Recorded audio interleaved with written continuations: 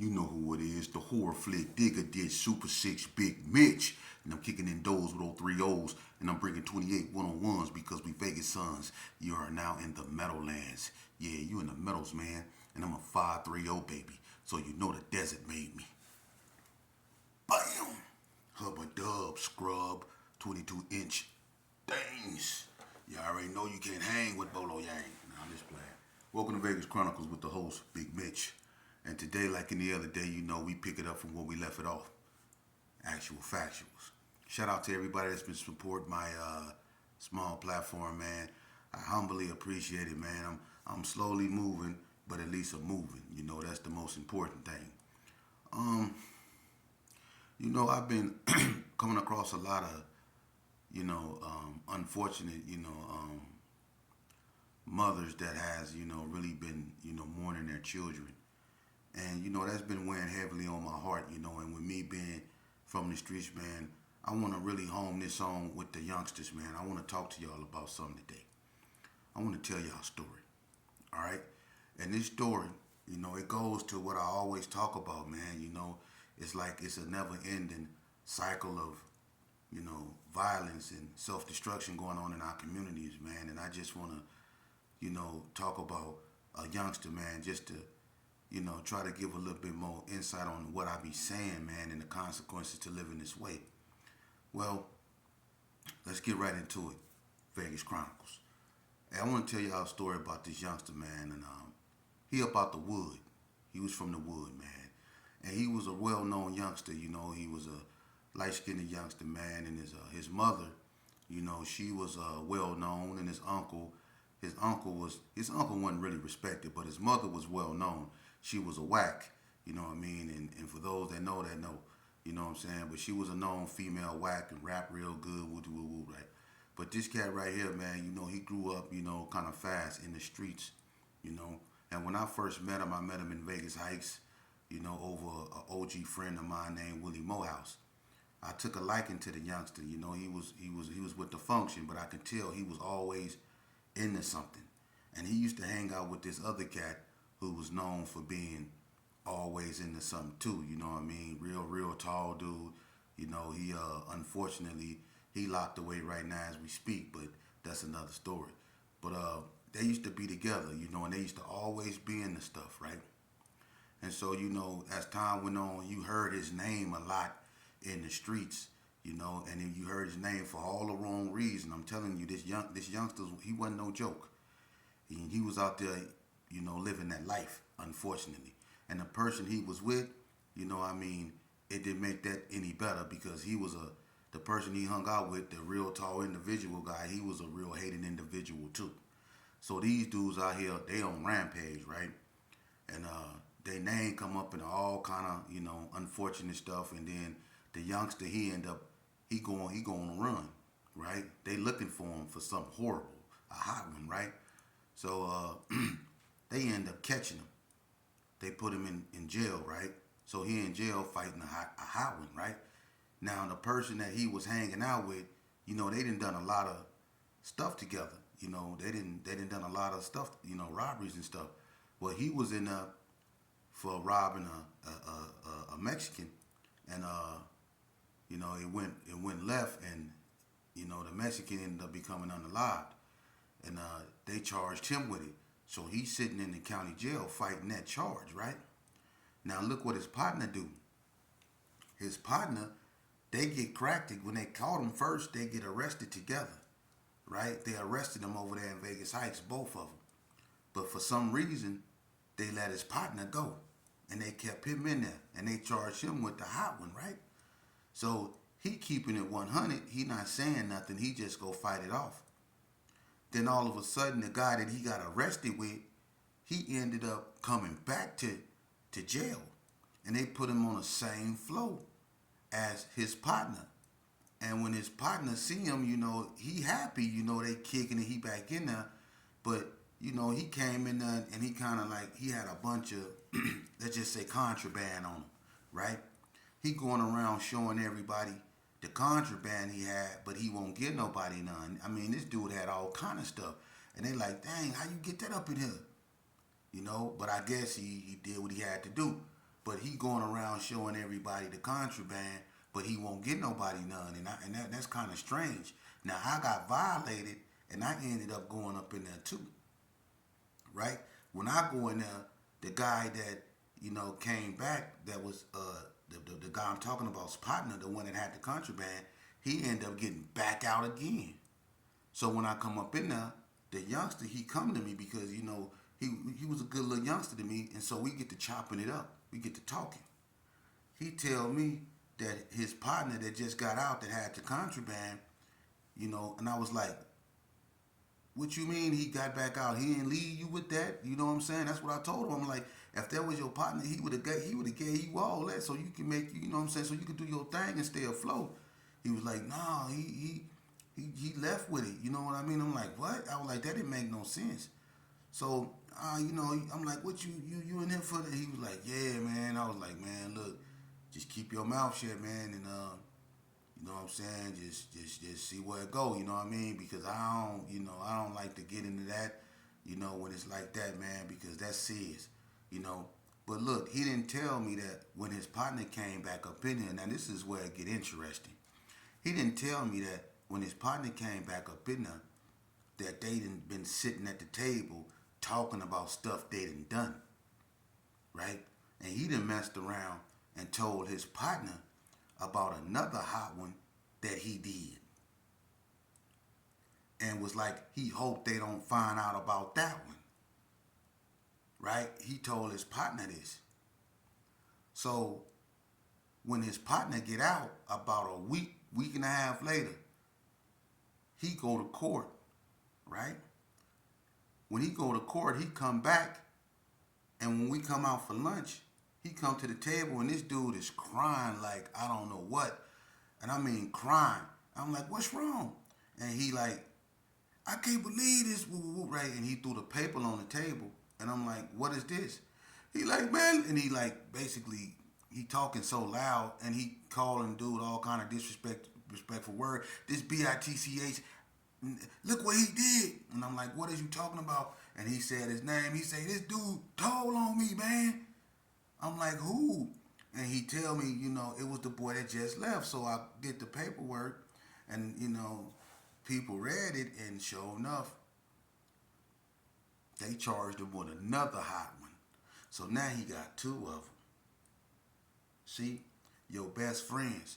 See that cat that he was friends with, that he got arrested with, that they let out, that came back and had all that contraband.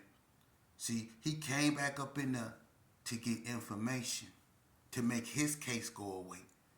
So he came back up in there and was talking to that youngster like they was, willy-nilly. And the youngster thinking he can freely talk to this cat because they done stuff together.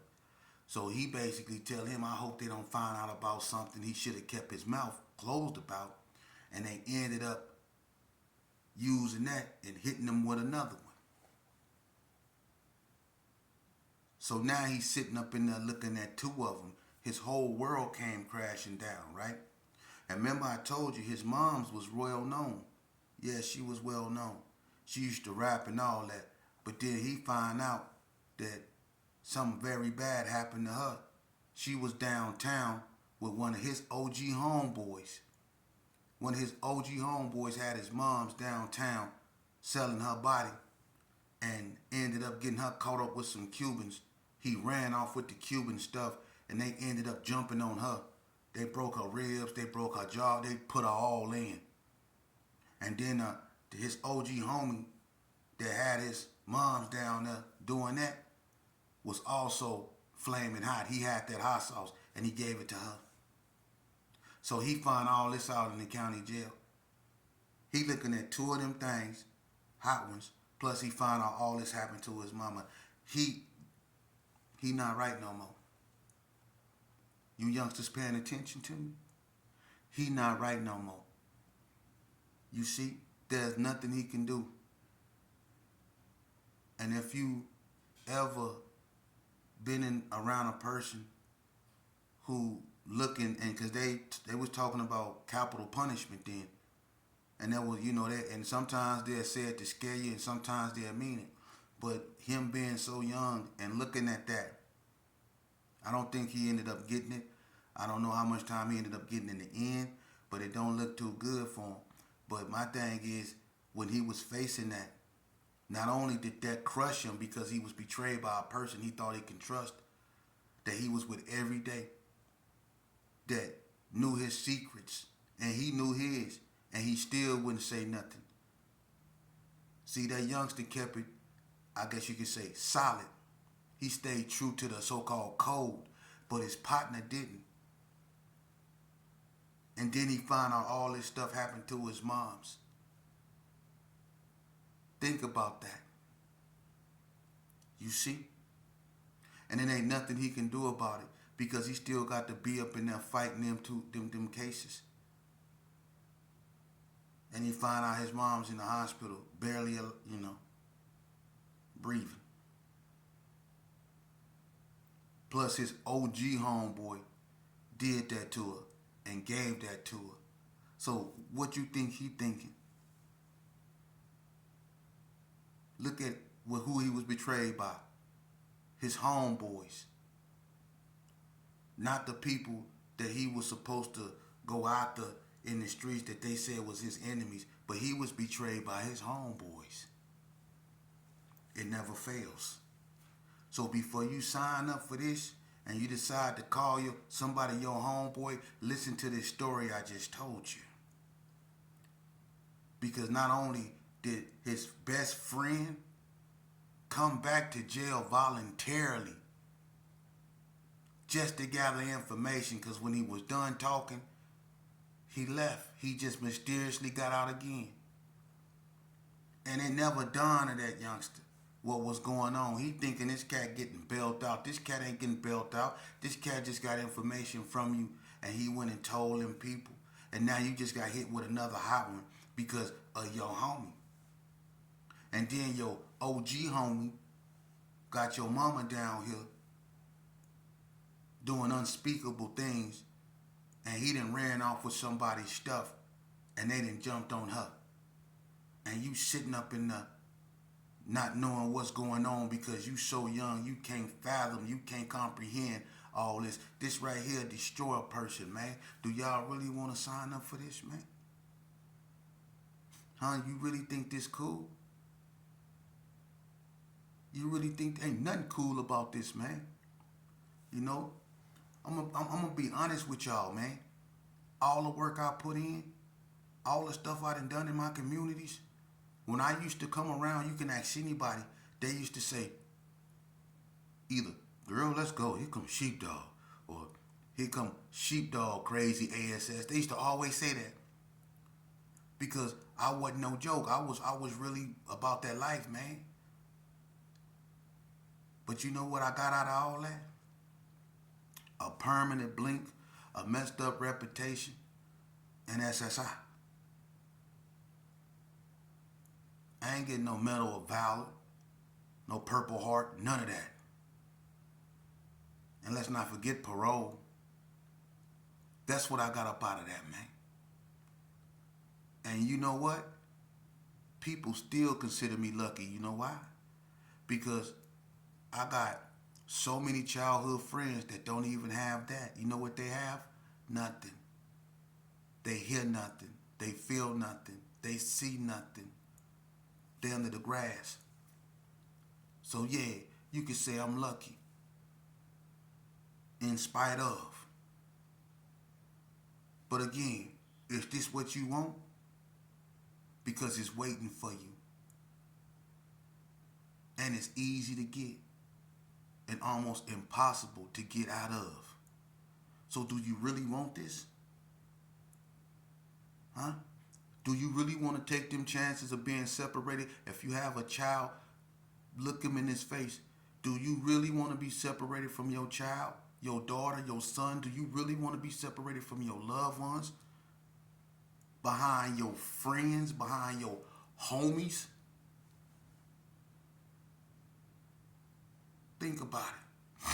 You youngsters out here in these streets, man, and y'all have no guidance. There's no one to really tell y'all that there's nothing out there in the street but evil. That's the only thing out there in them streets, man. Where we need to be is at home, doing our part.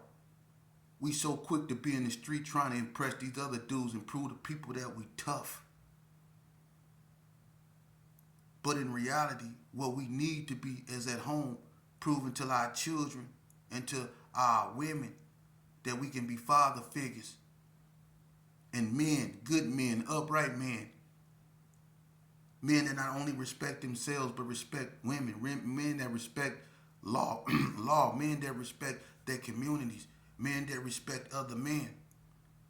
That's when we at our best. We need to tap back into that because this gangster persona is watered down, is weak, is fictitious, man, and it ain't doing nothing but causing us more loss, man. The most gangsters thing you can do in life is grow up and accept responsibility for your own actions. That's the most gangsters thing you can do. Is to raise your child, get them out the street so they don't make the same mistake that you made in life. I said over and over again, and I said now, the reason why we gang bang is because it's before, so our children don't have to gang bang. We went through what we went through, so our children don't have to go through it. Does that make sense? We have that type of knowledge. We know where that's headed, so we need to be the deterrent. Let's stop leaving it up to other people and other organizations to be the deterrent. Institutions and all that old capital punishment shouldn't be the deterrent. Us as fathers should be the deterrent because we the first form of authority that a child will ever know. So it's our responsibility to mend and mold that child into an upright person and a productive member of society. It's not their job, and we need to stop putting it in other people's laps. We made these kids. It's our jobs to raise them, man. Just like you were raised by your mom. And a lot of our moms raised us with no help at all, and they didn't complain about it. They just did it. But what we want to do, we want to hang with the homies. We want to be in pictures, smiling, with tight clothes on, with your back fat hanging out. That's what y'all want to do. With about 4-5 dreads in your head, barely hanging on. You want to do that. But what about raising your kid? What about looking at your son and telling him that he's worthy of being who he is and he's worthy of having a future? What about that? You so quick to tell your homie, I love you, homie. I love you, homie. Y'all say that so much, man, but what about your son? What about your daughter? When the last time you told them you loved them? Y'all always telling your homeboys to show me some love. When you gonna start showing your children some love? Y'all always want to function. When you gonna start functioning with your children? Huh? The only gang that you should be worried about is the gang that you brought up into this world. The ones that got your last name and your DNA. That's the gang that you should be worried about. Them your homeboys, y'all children, and some of y'all got 10 kids. Some of y'all got 8 kids. That's your gang right there. Raising them, you shouldn't have enough time to do anything else. If you got that many children, but y'all still don't get it. Y'all rather let the mama do that and y'all be want to hang with the homies. Y'all want to hang with the homies, and that's what's wrong with us, man. We need to get up out that stage, man, and take our behinds home, man. Get our kids out the streets, man, and figure out what we go do. That way we can further our agenda, where we can have a future, man. Develop some form of economic system in our community, man, so we can quit asking for handouts and stuff like that, man. Let's develop our own economic system, man, like everyone else. Let's put our heads together and talk to one another instead of at one another, and put our pennies together, man, and come up with our own banks, man. What about that right there, man? We can clean up and fix up our own community, man. All that, we ain't nothing standing in between us but opportunity. And the only thing holding us back is our egos and self-hatred and the fear of seeing someone else succeed. We need to come up out of that, man. Your failure is my failure. We need to come up out of that, man. Let's start helping one another, man, instead of hindering one another. We so quick to pick up something and want to unalive one another. We so quick to throw our dukes up to fight and hurt one another. But we never stick our hand out to help one another up. If you ever look down on somebody, it should be because you helping them up, man. And there's a bunch of cats up out here that's spiritual, that's in tune. Where you at? Don't save all the blessings for yourself. Come outside and share them. Come outside and share what the Most High has done to you. Let these youth hear that. Don't keep it all to yourself. He didn't give you them blessings for you to keep. He gave you them blessings for you to share. Come out here and show these youngsters what the Most High done for you. Huh? What about that? Let's get back to that, man. Because I'm going to tell you, that little youngster I just got through talking about, is so many of them in jail. It's so many of them headed up there for the same thing. It's so many of them we burying. We can't catch a break. So this is becoming our social norm, burying our children. And we expect to have some type of future. When we burying our children, parents aren't supposed to bury their children. The children are supposed to bury the parents. So something is totally off in our communities. For real. And I salute the preachers, but who the preaching reaching? It's more churches than anything in our communities. But it's so much violence, animosity, tension, anger, frustration. There's so much of that in our communities. What went wrong? Now,